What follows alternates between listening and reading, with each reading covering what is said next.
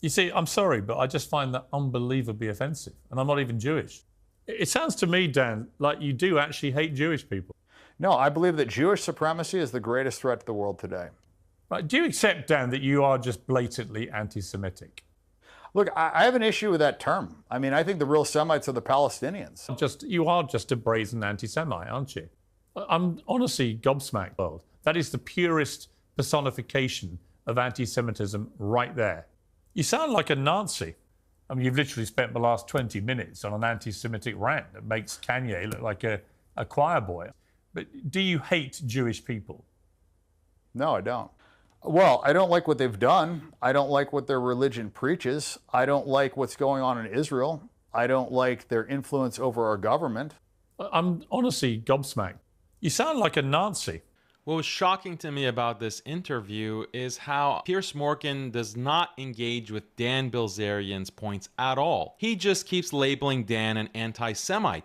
This is extremely hypocritical of Piers Morgan, especially when we see how Piers Morgan engages with other guests on the topic of Islam and Muslims and Palestinians. And that's the problem, is you can say whatever you want against Muslims. You can be, super anti-Muslim. You can talk about them and nobody cares. But if you say anything about Jewish people, you get canceled. They, look what they did to Kanye. I mean, so why are they such a protected class? Let me ask you that. What Dan is pointing out is that there is a double standard. When Dan is making a critique of the Jewish religion and the behavior of Jewish individuals, he's getting called an anti-Semite. But when his guests are criticizing Islam as a religion and criticizing Muslims as a people and painting Muslims with a broad brush, calling them terrorists, calling them child killers, Piers Morgan doesn't have any kind of harsh words anywhere close to what he has been saying against Dan Bilzerian in this interview. That is the purest personification of anti-Semitism right there. Well, when you have a religion that promotes supremacy, when you have a religion that says that you are better than other people, and when you have a religion that says it's okay to steal from other people as long as they're not Jewish, when you have a religion that says it's okay to rape people that aren't Jewish, when you have a religion that talks about having sex with, kids that are under 3 years old, when you have a religion that promotes these things and promotes supremacy, I think you're going to have problems. And you see that in Israel. Israel is a manifestation of that religion. I don't believe in white supremacy. I don't believe in Jewish supremacy. I don't believe in supremacy at all. And right now, I think you have massive Jewish supremacy. You sound like a Nazi. Look at how Piers Morgan reacts when he has guests ranting and raving against Muslims. So you tweeted on Friday something that many people found incendiary. You said, never trust anyone who identifies as a Muslim. They may appear as a harmless sheep when they are alone, but when they're in a pack, they will begin to show their tusks. I have zero respect for any individual who identifies as a Muslim, and I may consider the use of force when it comes to Islamists. What did you mean by that? Many people have said, well, why would you say that about, over 1 billion people? So notice that his guest is tweeting, not only smearing all Muslims in the world as terrorists, he's invoking violence. He's inciting violence against Muslims. I have no respect for these people. The majority of the Muslim people identified with Hamas, supported Hamas. Show me how many Muslims out there who condemned Hamas genocide. Why? Is it because Jewish blood? This is what I meant. That the Muslims, as long as they give Hamas cover, I have no respect for them. As long as I identify as Muslims, I have no respect for them. But I've interviewed a number of Muslims on this show who do not support Hamas and have renounced them. Cenk himself came on the show before and immediately denounced what Hamas did on October 7th. I am dealing with a majority of Muslim countries, governments, an entire nation. Don't tell me about an individual here or there. We're talking about a majority of Muslim people. I'm only saying that because who fail to take their moral responsibility. Understand, they fail to take their moral responsibility because it's Jewish people. I understand, but you did say literally every Muslim. You said don't trust anyone who identifies as a Muslim. That's all of them. And what I'm saying to you is So Piers Morgan has no problem if he smears the majority as long as he acknowledges that there are 1 or 2 okay Muslims who aren't terrorists. This is the very low bar that Piers Morgan has for this ranting guest. This is the time to take moral responsibility. What's the point of identifying as a Muslim while people threatening to erase an entire Jewish community. This is not acceptable. This is why I want the Muslim to stand and be clear. Okay. Up to this point, I haven't seen the Muslims taking a moral stand. As long as they fail their moral responsibility, I have no respect for them. Okay. You made your point very firmly there. We're bringing Avram. So Pierce just, oh, well, you made your point very firmly there. That's all that Pierce has to say to this raving lunatic who is smearing all Muslims in this way and making claims like these Muslims, they want to kill everyone. These Muslims, they want to wipe out an entire people. This is the claim that he's making. Pierce doesn't say, oh, you're engaging in conspiracy theory. This is not the way that you should describe Muslims. That is bigoted and xenophobic. He has nothing to say about that. Imagine if someone had said, or Dan had said, that the Jews want to wipe everyone out, or the Jews are inherently immoral, the Jews are bloodthirsty. Imagine if Dan had said something like that to Piers Morgan.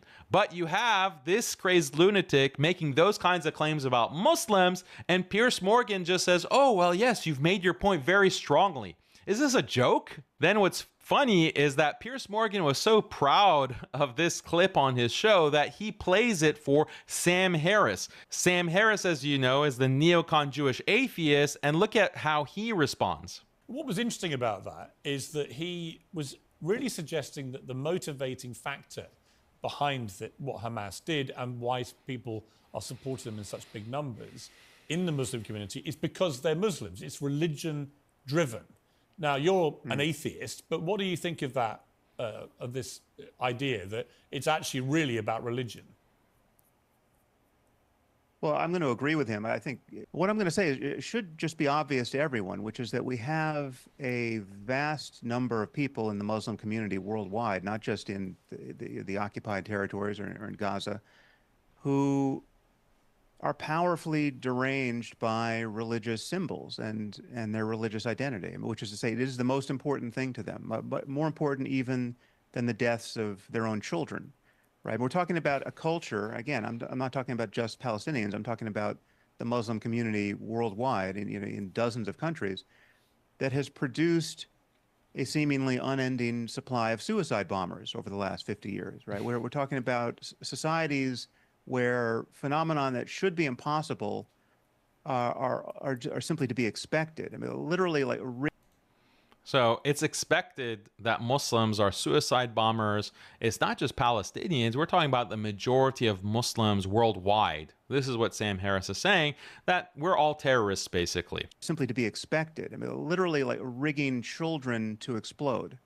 Just that, I mean, think of how deranging that is for an army or a police force or an NGO or anyone to have to imagine that a child isn't simply a child, but a child might, in fact, under certain circumstances, be a bomb. Which Muslim is rigging up his or her child to be a bomb? This is complete nonsense that Sam Harris is inventing from the dark corners of his perverse imagination. What Muslims have been sending little children as bombs? It is the Israeli state that has been bombing children using 2,000-pound bombs on apartment buildings that we've seen over the past year, just eviscerating, incinerating Palestinian women and children. That's what the Israeli state is doing. What kind of suicide bombing children are you talking about, Sam Harris? And why isn't Pierce calling this out as a deranged anti-Muslim conspiracy theory? He has nothing to say to this Zionist Sam Harris. Some level has simply accepted that there is a different standard held to the Muslim community, right? We all understand that you can stage... How rich. The Muslim community is held to a different standard, yet he is able to spout this conspiracy theory nonsense on Piers Morgan on one of the biggest platforms in the world, and the host is not saying one thing against him, fact-checking him or holding him accountable. Meanwhile, Dan Bilzerian says relatively mild things about the Jewish religion and the state of Israel, and he can't get in a word edgewise between Piers Morgan calling him a Nazi and an anti-Semite. A play making fun of Mormonism on Broadway, and it can become the biggest musical in the United States, the Book of Mormon. But to stage such a play about Islam would be unthinkable, and to be unthinkable not. What about a play about Judaism? Would that be thinkable? Where are the plays about Judaism where non-Jews are allowed to mock the Jewish religion? You have plenty of material, again, on the mainstream. People like Sacha Baron Cohen, he is constantly lampooning Muslims, caricaturing Muslims in the most derogatory way. He is celebrated on mainstream media. His videos are allowed to be spread far and wide, and people laugh about that. Where is the counterpart when it comes to mocking Jews and Judaism? Where are the caricatures of Jews and Jews? That's not allowed, right? Because that's anti-Semitism. It's anti-Semitism because you have a different standard for Muslims versus Jews. Because the First Amendment doesn't protect the freedom of speech with respect to Islam, it does. But that protection has been forfeited. It was forfeited long ago because of the tendency in the Muslim community to erupt with just psychopathic rage in response to what it perceives to be the desecration of religious symbols. And so you can insult Islam, and that's considered free speech according to Sam Harris. But if you criticize Judaism, that is anti-Semitism. That is something that has to be banned. And the government is now in the United States implementing laws to ban these forms of quote unquote anti-Semitism. If you go to Europe, if you go to the UK, they've already banned any kind of insult of Jewish religious symbols because that is anti-Semitic. It's not allowed. But you can insult Islam. You can burn the Quran. You can make cartoons of the Prophet Muhammad, peace be upon him. This is all allowed according to the laws of the West. But there's one exception, one religion that you can't mock. And it's not Mormonism, and it's not Islam, it's not Christianity. It's Sam Harris's religion. Could you flip the argument the other way too? Some people would say that the scale, the disproportionate, as many see it, scale of Israel's response is motivated in some part, again, by a religious motivation, that some of the more hardline, ultra-religious members of Netanyahu's cabinet really do want to have some kind of genocidal war with the Muslim Palestinians. I mean, does it work both ways? Well, it does work both ways when you're talking about a tiny minority of Jews in Israel. I mean, the ultra-Orthodox, the settlers the minority of settlers who are motivated by their religious fanaticism. He's portraying it as if it's a fringe minority, but we've already seen that the majority of Jews in Israel want to have a Jewish preference in the state law, and the majority want to see Arabs expelled. That doesn't sound like a fringe. And you even have figures like Ben Shapiro, who will claim that the settlements are amazing. They love the settlements.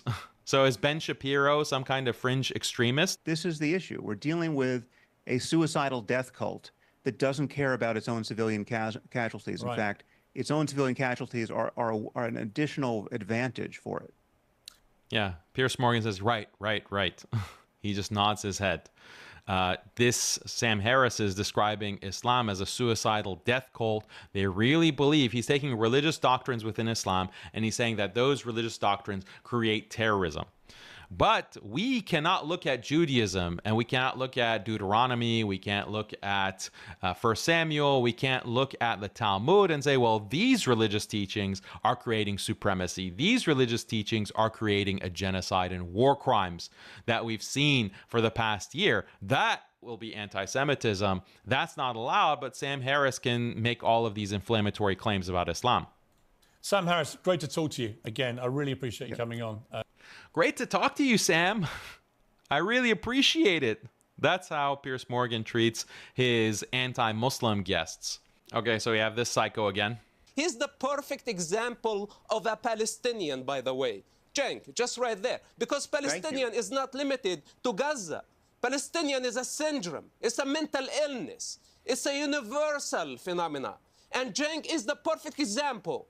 And if he gets hungry eventually, I will not be surprised that he will eat his own children. Wow. So he is calling being Palestinian as a mental disease, a mental syndrome. The irony of this nutcase saying that. And then he's saying that Cenk, who, by the way, is not Palestinian, but he has the Palestinian universal hive mind, will eat his own children if he's hungry. This is the level of xenophobia and bigotry that is being spewed on Piers Morgan. And this is a repeat guest. I don't know how many times Piers keeps bringing back this nutcase to spew this garbage. And what is Piers doing? He's just silently listening, not interrupting, not calling him a bigot or a xenophobe, shutting him down. Okay, or Cheng, your response. Oh, okay, Cenk, he has some valid points. You have a response? Look at the double standard. You said before that Islam, or fundamentalist Islam, is one of the great threats. I think fundamentalist... Being an Islamophobe, are you? Or would you be taking the same view of the Christians back in the 16th century? I'm not an Islamophobe. What I am a phobic about is clitoridectomy, of throwing gay people off buildings, banning dancing and music and having fun generally. I'm phobic about all those sorts of things, but that's different from being Islamophobe. Muslims are the biggest victim of Islamism. Yes, they are.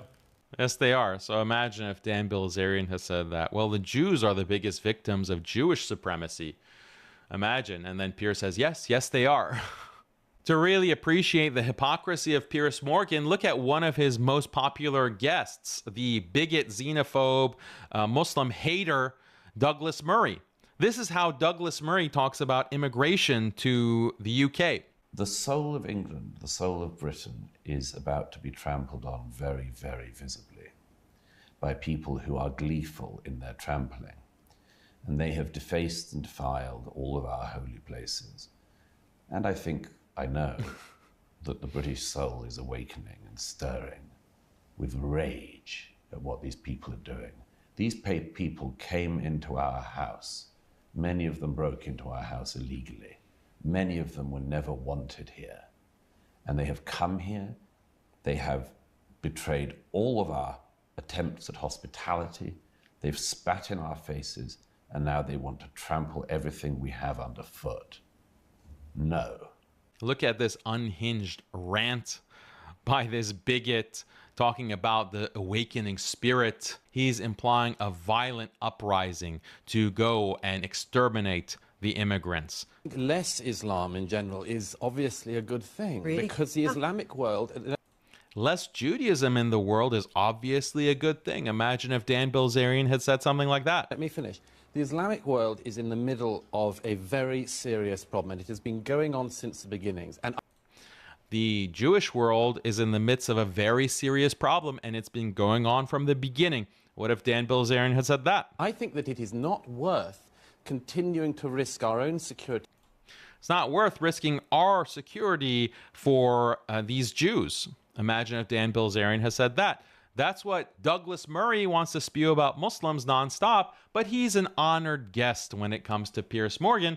If you go to Piers Morgan's channel, you see that Douglas Murray is constantly being interviewed and being invited to talk with Piers Morgan. I did not want to be in a society in Britain where we have jihadists living in our midst, where we have terrorists that we welcome in, where we give every advantage to people who hate us, or at the very least do not like us. I never wanted that to be the case. I'm extremely sad that it is the case. I'd love to see it turned around. I know how it could happen. I have very low belief that we have anyone in charge in Britain who knows what to do about this. But it's a problem they've brought on our society, and I profoundly wish that they had not. We've run out of time, Douglas. I could talk to you for hours. Oh, I could talk to you for hours, Douglas. You just went on a rant against immigrants saying that they're destroying society and you want a solution, a final solution perhaps, for these Muslim immigrants. And Piers Morgan is just, very subtly nodding his head in agreement. He doesn't accuse Douglas Murray of being obsessed with Muslims. He doesn't ask Douglas Murray, do you really hate all Muslims? He doesn't call Douglas Murray a raving bigot, xenophobe. He doesn't have these kinds of adjectives to describe Douglas Murray. That's only saved for people like Dan Bilzerian, who criticize another religious group. Piers Morgan loves Douglas Murray so much that he has him guest hosting his show. Look at how Piers Morgan interrogates a Muslim imam. Do you believe in equal rights for gay people? I believe that actually the Islamic standard of law should be the standard of law in the country. Obviously, that's the standard I believe in. So the context of this whole interview was a discussion on Israel and Palestine. Piers Morgan takes the conversation in an entirely different direction and starts grilling the imam on what Islam has to say about LGBT and homosexuality. Has he done anything like this for his Zionist guests? Does the conversation take a turn towards discussing Leviticus 20:13 in the Hebrew Bible? Is there any discussion in the verses or the passages within the Talmud about the execution of homosexuals? Does he mention anything to his Zionist guests or interrogate them about the stabbings and the pride parades in Jerusalem or Tel Aviv? Does Piers Morgan bring up with his Zionist guests the fact that gay marriage is illegal within Israel? Do these topics come up in any of the interviews that Piers has done with dozens and dozens of Zionist guests? Piers discredits his Muslim guests who are pro-Palestinian by asking these in-depth religious questions. Why doesn't he allow any kind of interrogation of Jewish beliefs in order to discredit their Zionist ideology? Why do so many women become Muslim these days? Because they want to be oppressed. Is that what you're going to tell me? No. Why do so many Because they want to be oppressed? Women in the world become Muslim these days? That's the only reason someone would want to become a Muslim as a female, is to be oppressed. So not only does Piers Morgan allow his guests to spew the most vile, vicious, anti-Muslim screeds without any pushback, without any type of interrogation, but he himself is engaged in an anti-Muslim screed. Nothing that Dan Bilzerian said about Judaism or Jews reaches anything close to even what Piers Morgan has spewed against Muslims and Islam. If Piers Morgan, you want to be fair, how about you invite me on to talk about Judaism? And you can bring an expert on Judaism to debate me on which religion is more violent, Islam or Judaism. Which religion has more sanction for terrorism, Islam or Judaism? Which religion is more intolerant, Islam or Judaism? Which religion is supremacist, Islam or Judaism? I'll be happy to have a debate with a respected Jewish scholar or rabbi on your program, and you can prove to your audience that you don't have this double standard. Prove me wrong, Piers. This is a challenge to you. I'm honestly gobsmacked.